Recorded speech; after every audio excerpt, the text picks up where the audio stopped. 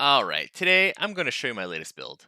I usually make things that are at least somewhat practical, but today we're going to look at something a little silly. First, I have to give you a little backstory. I came across this clip of JK Brick's ridiculous walking machine, and on top of finding the whole thing pretty funny, I said to myself, hey, there's a build here, I can make this in Minecraft. So using Create Mod, I was able to get pretty close to the absurd motion of the walker, though by the way, Minecraft physics are a little bit different from real life. As always, there's a link to the schematic file in the description, so you can import this into your own world and play around with it. And if ever make any improvements, I'd love to see what you come up with. And one more thing before we get started. Though I usually make survival-friendly builds, I had to use creative moders because of the difficulty of making a power system that can work upside down. I'll go over the technical details later. As for now, let's have a look at this thing in action. So first I'll head over into the cab and set this thing in motion. There we go. So now the whole thing is flipping over itself. So when the cab reaches the front end, it triggers the whole thing to flip over so that the cab goes back to the end and can continue on its way. This will go on forever until we switch it off. Let's have a look at this thing from the outside.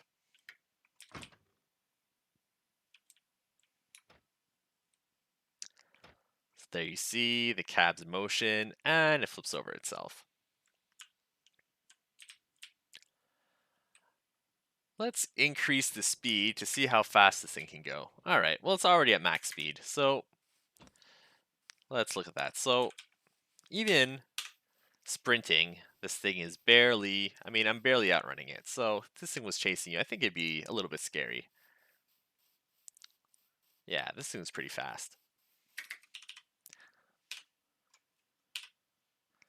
Okay, let's slow this back down to a more reasonable speed. There we go. Alright, I'll head into the cab and stop it now.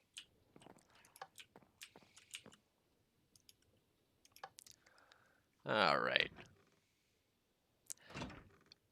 So, though I flip these switches, we have to wait one more cycle, and that's because of the way the redstone signal is detected. It will only detect the signal once it stops. That is, once it stops at either end of the main structure.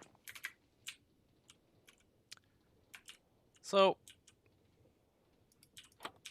how does this thing walk? Well, there's a redstone torch here that triggers a sequential gear shift when the cab reaches the front. So right now it's off because of this redstone receiver right here, which is controlled by the lever there on the left.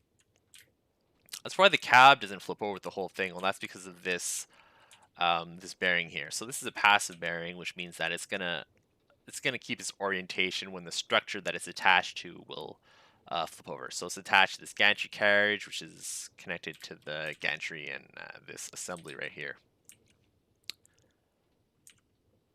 So one neat feature of the flipping structure is that the gantry shaft changes direction automatically. I'm not sure if this is a bug or feature, but I'll take it since I'm used to working around this thing with my piston-based engines. Other than that, there's the motor here with a clutch that's also controlled from the cab.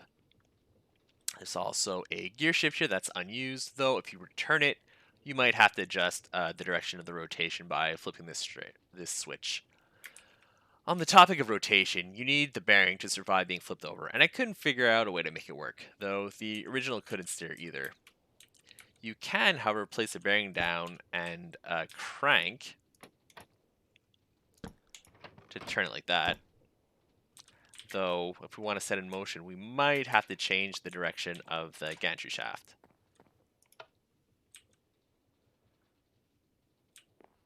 So we got lucky there. We didn't have to change the direction of the gantry shaft.